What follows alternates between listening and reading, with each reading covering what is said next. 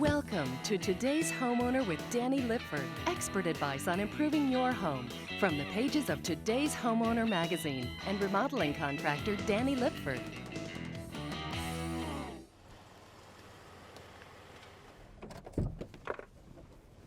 As a remodeling contractor these days, I'm actually tearing more walls down than we're really building because of the popularity of the floor plans being so open these days. Many homeowners are asking us to remove walls between two certain rooms to really open those areas up. Well, that's exactly what we'll look at on this week's show. On the house that you see behind me, we've removed several walls on the interior, particularly one between the kitchen and the den, and along the way we remodeled the kitchen as well. So don't go anywhere. Over the next 30 minutes, we've got a lot of work to show you.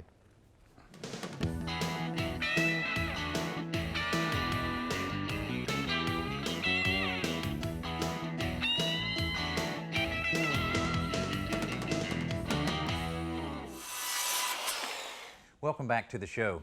You know, at this stage in a remodeling project, it's considered the lowest point in any project because this is the day before the drywall is installed. All of the demolition's complete, all of the framing's complete, electrical work, insulation, so we're ready for those drywall contractors now. But over the last couple weeks, a lot of things took place here, including the removal of this wall between the small dining room and this front living room. Also, a load-bearing wall was taken out here between the living room and this family room. But just as impressive is the removal of this wall between the old kitchen and this family room. Now, before any of this work took place, a lot of care was given to covering everything up, including the foam board that was installed over the existing wood parquet floor. Also, any of the furniture that was remaining in the work area was covered well with lightweight plastic. Now, if you're real careful during the demolition stage, you can save a lot of the existing materials like we've done with this wall. What we've done is cut real carefully and straight along the line here where the new outside corner would be, so that when the new drywall is installed, it'll tie right into the existing drywall. Saves a lot of money. We've done the same on a number of areas in the ceiling where we cut these out real carefully. Once we install the new drywall, we'll be able to finish all of that out, and again, saving a lot of the existing ceiling area, which saves a lot of the insulation above that particular part of the ceiling. Now, you can remove just about any wall in your house, but some cost more than others, particularly if they're a load-bearing wall because of the beam work and the extra labor that's necessary. Now, this wall between the dining room and the living room could easily be removed because your ceiling joists were running from front to back, so there was really no load-bearing nature of that wall itself. This one, a different story, because these joists were running here and the joist from this room originally ran here, so there was a lot of weight bearing on this particular wall. But by installing the new beams like we've done here to create the recessed ceiling, it supports that weight. But now a beam is only as good as the vertical support that it rests on. Here we have a number of studs packed together, and on the other end we have a number of existing studs packed together in order to support the vertical weight of this horizontal beam. Now, after all of the drywall was removed from these walls, we had the electrician come by and terminate all the electrical lines in that wall for safety reasons, as well as we wanted to make sure the homeowner's refrigerator, washing machine, that kind of thing was staying active. If you're tearing a wall down in your house, you really need to consult with an electrician to make sure those wires are not going to cause you a problem. Also, we were very careful when we were removing all of our ceiling joists in order to save all of those. They were in great shape. They were a good 2x6 pine. We took those down, took them outside, removed all the nails, then we were able to reuse them, as you can see, in the upper part of the recessed ceiling. Now, when you're at this stage in your remodeling project, you need to think about anything you're going to put inside those walls, such as adding a few additional electrical outlets or maybe a central vac system outlet. Any of those things, including even speaker wires like we've done here, it's better to go ahead and get them in the wall before that drywall goes up. Now, one of the things that really motivated the homeowners to take on a project like this is not only to create a larger space, but to get more natural light into the living area. By removing these walls, we're getting that natural light in from several different directions now.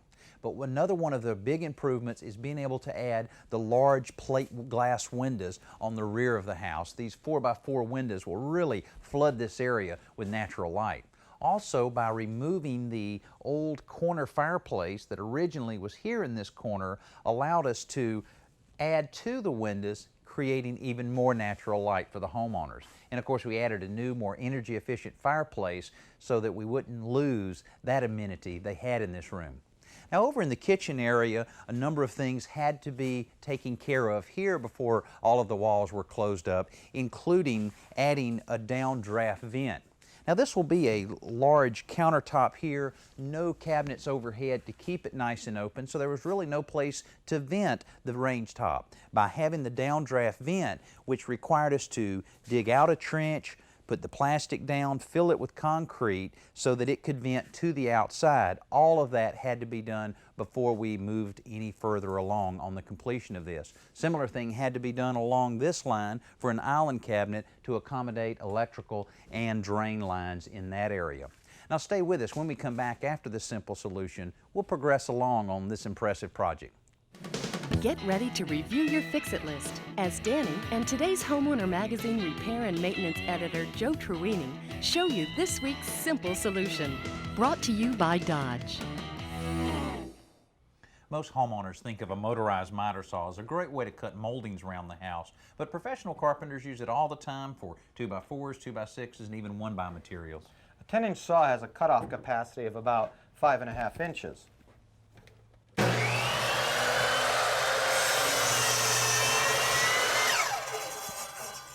Which is great unless you have a 6.5-inch wide board. So what I did to solve that problem, we take a couple of 2x6 blocks and just put them on the saw table. And what that does is it raises the workpiece up to a wider portion of the blade and allows you to cut up to about 1 inch wider.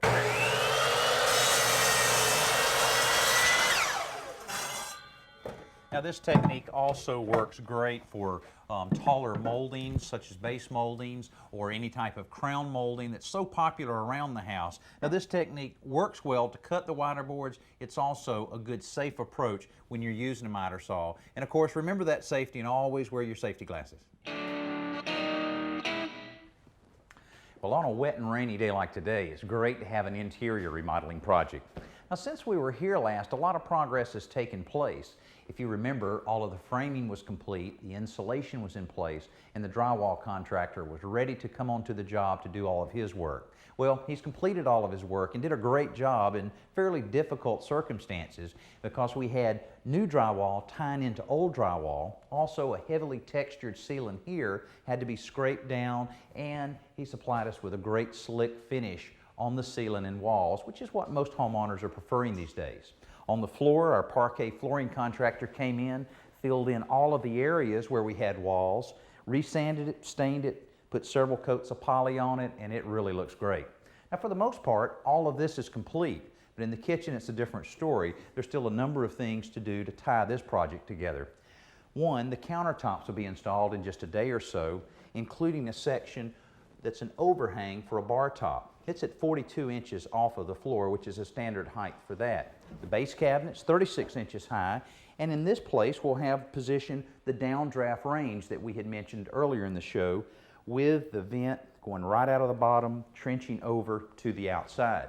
In this area, the refrigerator cavity that we'll have here, microwave, oven, double bowl sink under the window, dishwasher over here. And in this area, a real common request these days, a wine cooler.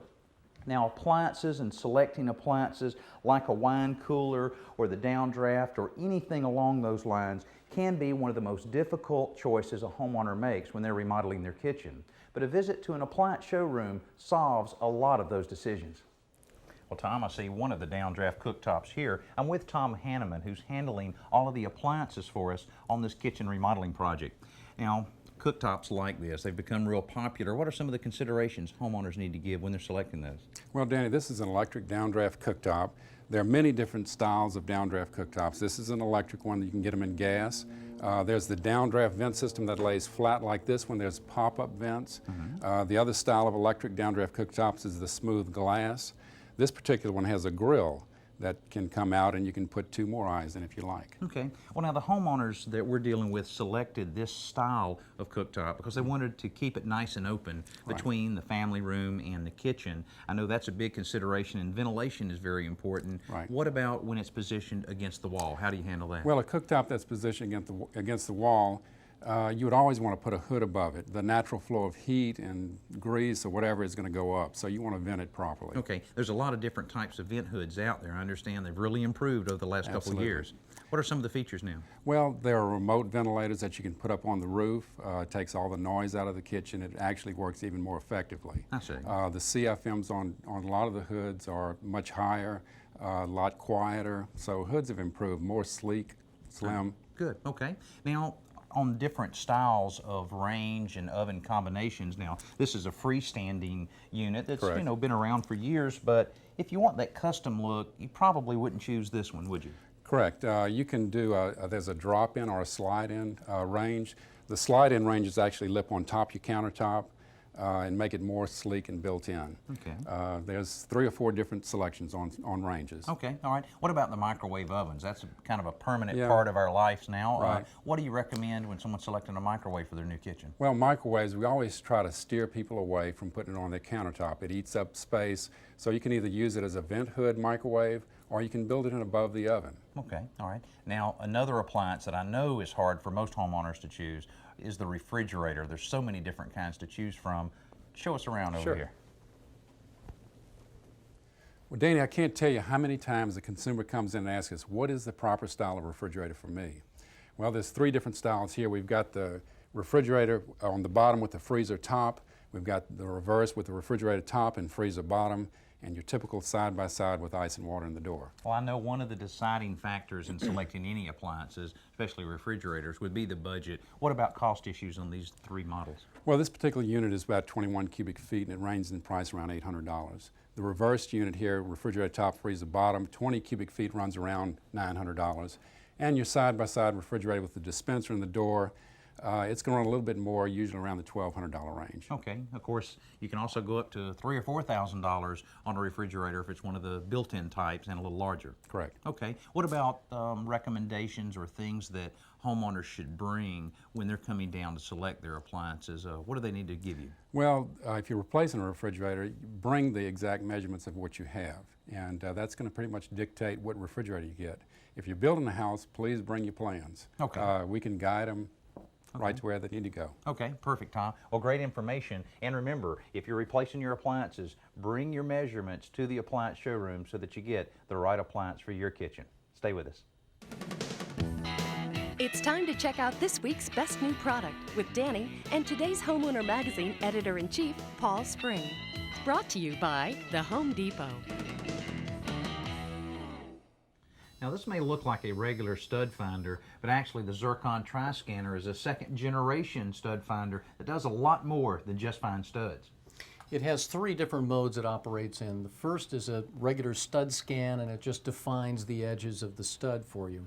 The second is stud deep scan, and for thicker wall coverings, that will penetrate up to 1.5 inches. Finally, there's metal scan. That can be used anywhere as well. It finds metal up to 3 inches. Great for concrete slabs if you're looking for rebar, in walls or ceiling looking for copper water pipe.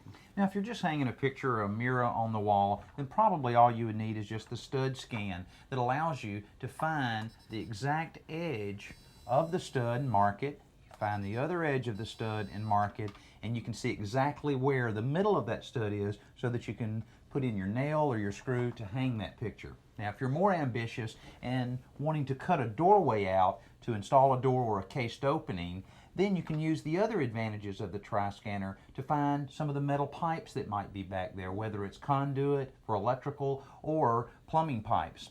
Now, if you have live electrical running through the wall, it'll also show you that.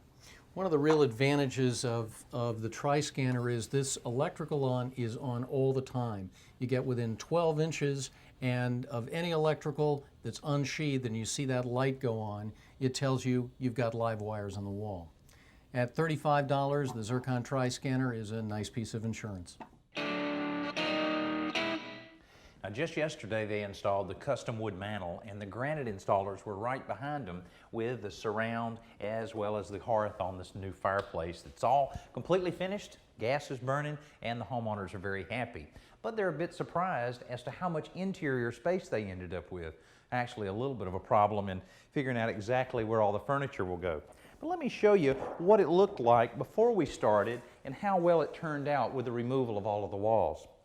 Now I'm standing around this area, which is the den area. Kitchen's here, the wall between, dining room, another wall, and the formal living room. But by removing these walls, it created a nice U-shaped area that's nice and open and exactly what the homeowners wanted. Now let's look at the kitchen and see what appliances these homeowners selected. As I mentioned earlier, the homeowners really wanted to maintain a nice openness between the kitchen and the den. So instead of having a large vent hood hanging from the ceiling over their cooktop, they selected a downdraft cooktop. This particular one is a gas model, and it'll allow the ventilation to go straight down under the floor and to the outside, as we looked at earlier in the show. Now for the refrigerator, they selected a side-by-side refrigerator that allowed both the ice and the water to be available on the outside of the door. And the refrigerator fit real nicely into the space that we created through the remodeling project.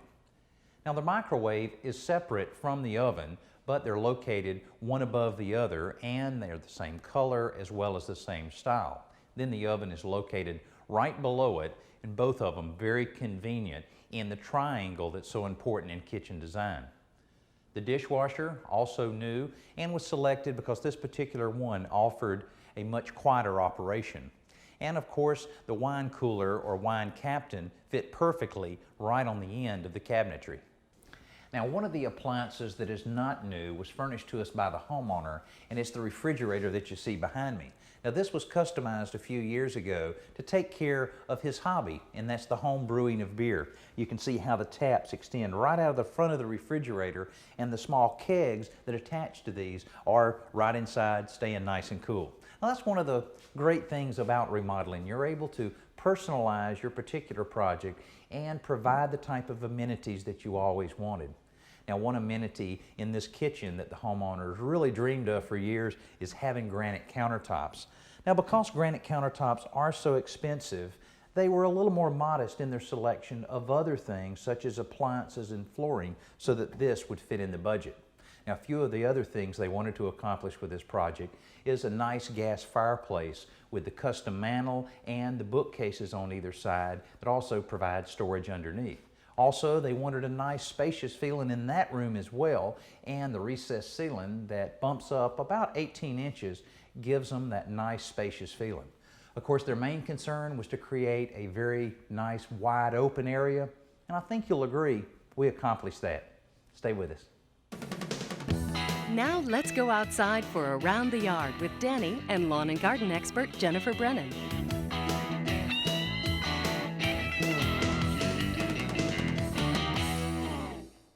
Danny, I'm looking at some damage on my petunia. Some insect is eating it. Now, I know there's a lot of different methods to rid your plants of those insects, but what approach do you recommend? Well, I like to recommend an IPM approach. That means integrated pest management, and that's using the least amount of chemical at the most appropriate time to get the biggest benefit. And you usually start with just a spray of cold water. But I did this a couple days ago, and the insects are back. So the next step that I'm going to use is using an insecticidal soap. And you spray it on the plant, and this is an essential fatty acid that coats the insect's body and kills the insect, but doesn't kill anything else. Okay, so it'd be safe around children, pets? Oh, it's extremely safe, and it's very effective. Now, if the populations get high again, then I'll have to use an insecticide. And in that case, I'll make sure that I read the label, and be sure to always read the label on the back before you use any product. Now, I just love this type of remodeling project. It's such a dramatic before and after picture. You know, instead of having 4 completely separate areas, 2 of which that were rarely used, now the homeowners have a nice wide open area that I know they'll use. Now, if you're considering a project like this, talk with a designer, spend some time drawing out everything so that you end up with just the type of space that you started out to get. Also, make sure you're using a good qualified contractor. You don't want to take out the wrong wall. I'm Danny Lipford, and we'll see you next week here on Today's Homeowner.